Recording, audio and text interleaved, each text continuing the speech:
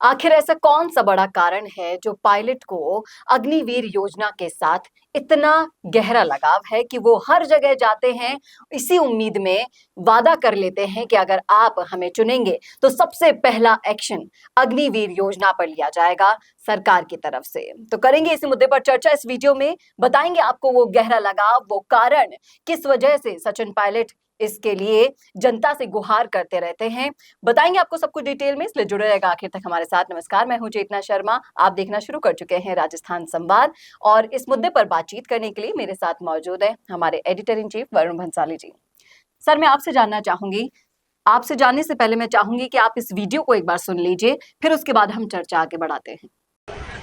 ये न्याय नहीं है, ये आप लोगों के साथ धोखा कर रहे हो। हमारी सरकार बनने के बाद ये अग्निवीर योजना समाप्त कर पुरानी भर्ती चालू करेंगे, ये हमारा संकल्प है। तो देखा, सुना आपने।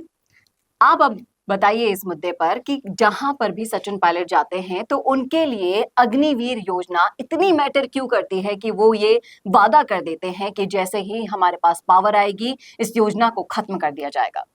देखिए, बहुत साधारण सी बात है। कोई भी राजनेता जब इलेक्शन में वोट मांगने जाता है या कोई भी राजनेता जब एक पब्लिक गैदरिंग को एड्रेस करने जाता है और खासकर इलेक्शन के वक्त, तो उन्हें मुद्दे चाहिए होते हैं। वो मुद्दे जिससे वो विपक्ष को घेरे, वो मुद्दे जिससे वो कहीं ना कहीं अपनी जनता को अपनी तरफ और अट्रैक्ट कराए।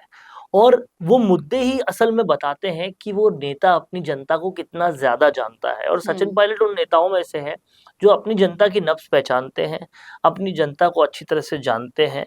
वो जानते हैं कि जातिगत तौर पे भी उन्हें कौन सी जातियां ज्यादा सपोर्ट करती है।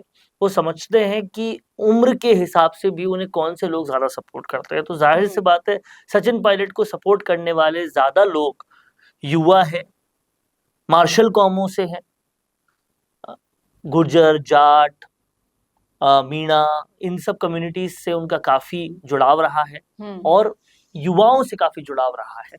और अगर आप देखेंगे कि सैनिक भर्ती में जो जवानों की भर्ती होती है उनमें भी मार्शल कौमों का योगदान सबसे ज्यादा होता है, जिसमें आप देखेंगे अहीर, गुर्जर, मीणा, ये तमाम सारी जातियों का काफी ज्यादा रोल रहता है और युवाओं का सबसे ज्यादा रोल रहता है। ये दोनों ही सचिन पायलट के टारगेट ऑडियंस है। सचिन पायलट कहीं ना कहीं हर जगह युवाओं को टारगेट करते हैं। और लेकिन इन मार्शल कौमों की अगर हम बात करते हैं तो इन्हें अग्निवीर योजना से क्या दिक्कत क्या है? देखिए, समझने वाली बात यह है कि एक नैरेटिव बनाया जाता है।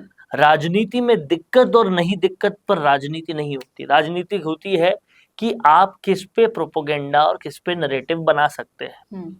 अब केंद्र सरकार के कौन से ऐसे काम पर कांग्रेस जो है वो टेक ले सकती है, ये मुद्दे की बात है। और कांग्रेस का कहना है कि बेरोजगारी को यथावत रखने के लिए और बेरोजगारी को और बढ़ाने के लिए अग्निवीर जैसी योजना लाए हैं, जहाँ 4 साल तक नौकरी देंगे, उसके बाद नौकरी छीन लेंगे। इस तरीके से कहीं ना कहीं सरकारी नौकरियों पर चोट करने का काम कांग्रेस शुरू से करती आई है। और उसमें अग्निवीर एक ऐसा डेंट दिखा कांग्रेस को, जहां पर सरकार 4 साल के लिए केवल जो है वो नौकरी दे रही है सरकार सेना में। तो इससे कहीं ना कहीं एक नैरेटिव क्रिएट करने का मौका मिल जाता है।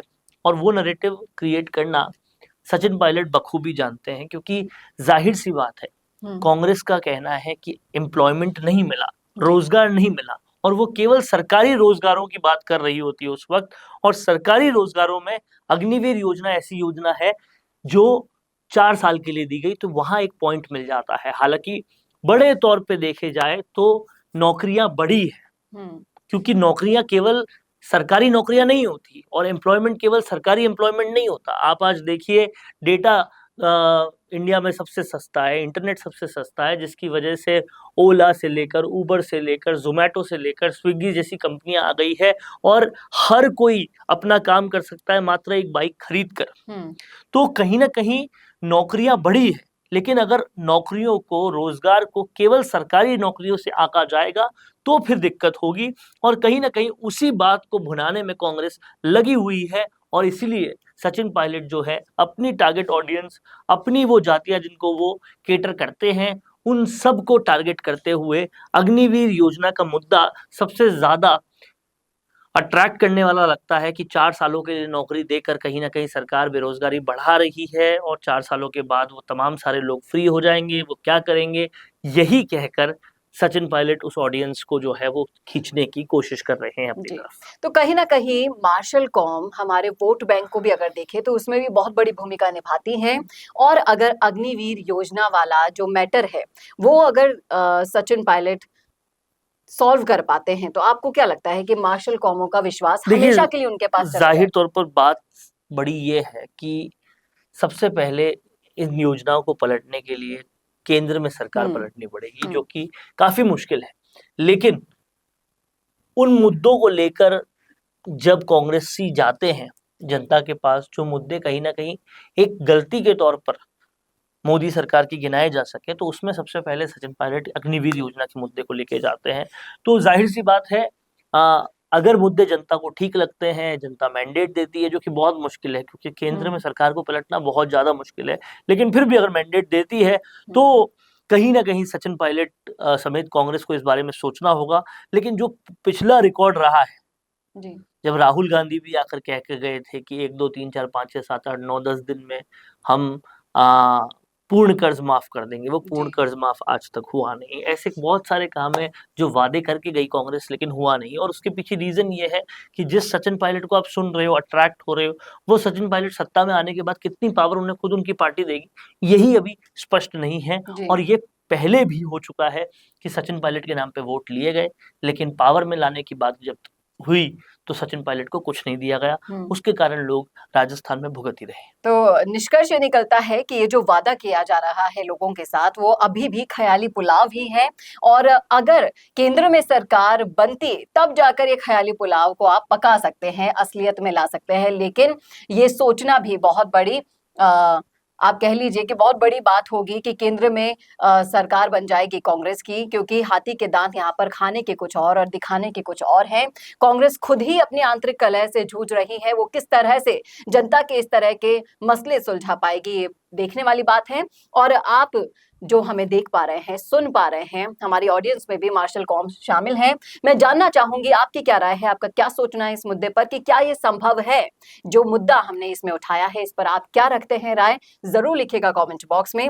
कैसा लगा वीडियो ये जरूर बताइएगा और ऐसे ही और वीडियोस के लिए देखते रहिए राजस्थान संवाद। नमस्कार। कोरोना सोल्टेक क्वालिटी, डेडिकेशन और कस्टमर सेटिस्फेक्शन को प्रायोरिटी पर रखते हुए हर इंडस्ट्री की इलेक्ट्रिसिटी में कॉस्ट सेविंग कराने और उन्हें रिन्यूएबल एनर्जी की ताकत देने के लिए लगातार काम कर रहा है। क्योंकि कोरोना सोल्टेक में हमारा मानना है कि देश के रिसोर्सेज को सस्टेनेबल बनाने के लिए जरूरी है कि हम सबका उसमें बड़ा कंट्रीब्यूशन हो। इसीलिए सोलर प्रोजेक्ट्स की टाइमली डिलीवरी करते हुए एक पार्टनर की तरह आपकी इंडस्ट्री को हम अपडेट करते हैं और हमेशा आपकी सर्विस के लिए तत्पर रहते हुए सोलर एनर्जी का पूरा पोटेंशियल आपको मिले, इसी दिशा में काम करते हैं।